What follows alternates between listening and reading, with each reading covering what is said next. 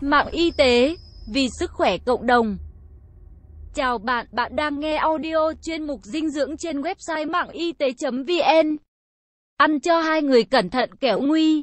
Ăn cho hai người không có nghĩa là mẹ bầu ăn gấp đôi lượng thức ăn. Mang thai là thời điểm mẹ tăng cân và đôi khi thèm ăn những món kỳ lạ.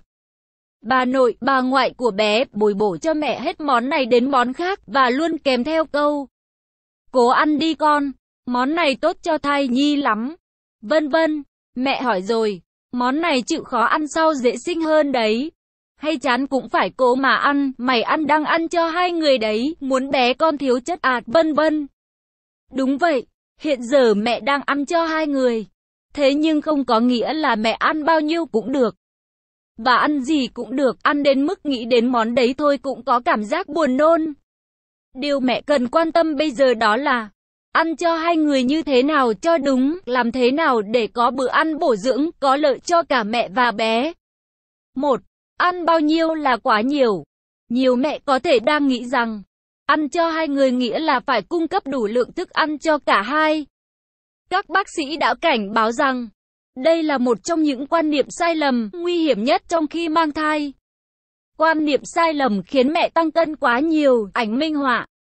Do quan niệm này, nhiều mẹ ăn uống không lành mạnh và tăng cân quá nhiều. Đây là nguyên nhân chính gây ra bệnh tiểu đường thai kỳ và huyết áp cao, chưa kể đến việc mẹ dễ bị đầy hơi. Vì vậy, mẹ cần thận trọng hơn với việc mẹ nên ăn gì, ăn lượng bao nhiêu. Luôn luôn nhớ rằng ăn cho hai người không có nghĩa là mẹ tăng gấp đôi lượng thức ăn của mình. 2. Ăn bao nhiêu là đủ cho hai người. Đối với thai phụ khỏe mạnh và thường xuyên tập thể dục khoảng 3 đến 5 lần một tuần, mẹ chỉ cần cung cấp thêm khoảng 300 calo một ngày. Ông Raul Akhtar, trưởng khoa phụ sản Bệnh viện Đại học Est Louis cho biết, tăng từ 7,5 kg đến 13 kg là phạm vi an toàn trong thai kỳ. Tuy nhiên, việc tăng cân cũng phụ thuộc rất nhiều vào cân nặng của mẹ. Vì vậy, khi đi khám, mẹ nên nói chuyện với bác sĩ để biết tăng bao nhiêu kg là phù hợp với mình. Một bữa ăn cân bằng, đầy đủ dưỡng chất là vô cùng quan trọng đối với mẹ bầu.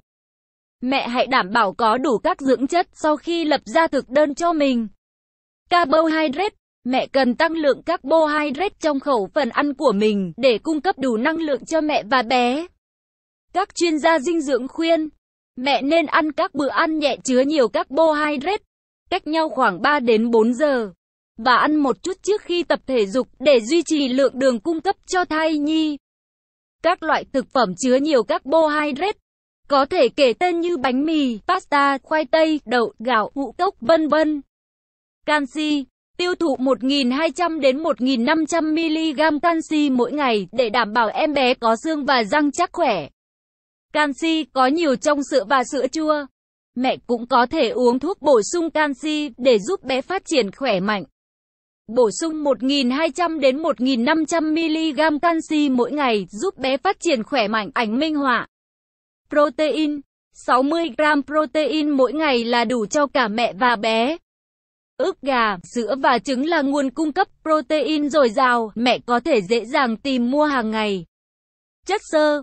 Nhiều nghiên cứu đã chỉ ra rằng ăn nhiều thực phẩm giàu chất xơ giúp giảm thiểu chứng táo bón do hàm lượng hormone cao gây ra. Các loại ngũ cốc nguyên hạt, cam, chuối, lê, táo, bắp cải, bí ngô, atiso, vân vân đều là các thực phẩm giàu chất xơ tốt cho phụ nữ mang thai. Nước. Đừng quên uống nước. Uống ít nhất 1,8 l nước mỗi ngày sẽ giúp mẹ duy trì đủ độ ẩm và cảm thấy khỏe mạnh. Mẹ có thể thay thế 1 ly nước bằng nước trái cây tươi. Vừa đủ nước và thay đổi khẩu vị và giúp mẹ bớt thèm ăn vặt. Vitamin. Uống vitamin trước khi sinh là một quyết định sáng suốt. Uống vitamin trong thời gian này cung cấp một lượng lớn chất dinh dưỡng mẹ và bé cần trong những tháng tới. Đặc biệt là axit folic và sắt. Thực phẩm sạch. Các loại thịt, rau được nuôi trồng tự nhiên, cho hương vị thơm ngon và có lợi đối với sức khỏe. Ăn thực phẩm sạch loại bỏ nguy cơ mẹ hấp thụ phải thuốc trừ sâu, thuốc kháng sinh, vân vân, có thể gây hại cho mẹ và bé. Ngoài ra, mẹ cần chú ý đun chín thịt và chỉ uống các sản phẩm sữa đã được tiệt trùng. Bên cạnh các loại dưỡng chất cần thiết trên, có một số thực phẩm mẹ tránh để loại bỏ những mối nguy hiểm không đáng có cho mẹ và bé. Trứng lòng đào. Ăn trứng lòng đào đi kèm với nguy cơ nhiễm khuẩn Salmonella. Triệu chứng dễ nhận thấy là tiêu chảy, khiến mẹ mất chất dinh dưỡng cần thiết cho sự phát triển khỏe mạnh của bé. Mẹ cũng nên cẩn thận đối với trứng sống trong các món ăn như sốt mayonnaise hay mousse sô-cô-la, phô mai mềm và thịt nguội.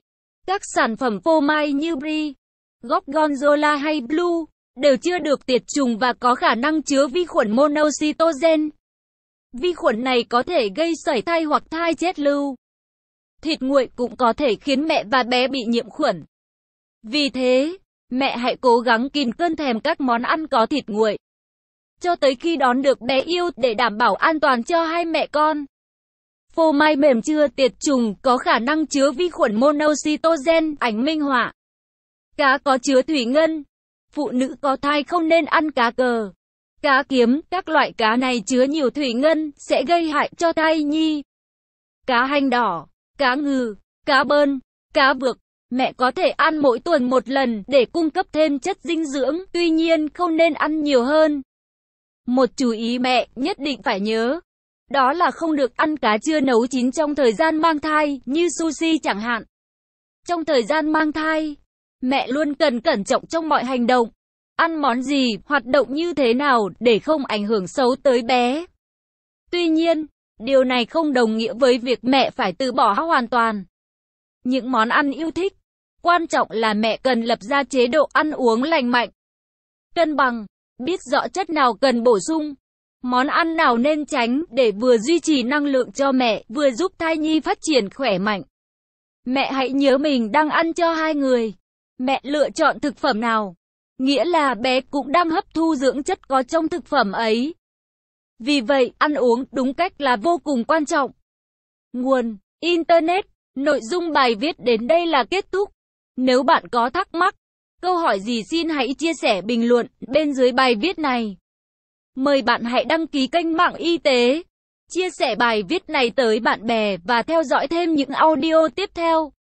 Hy vọng bài viết này sẽ đem lại cho bạn nhiều điều bổ ích. Chúc bạn luôn mạnh khỏe.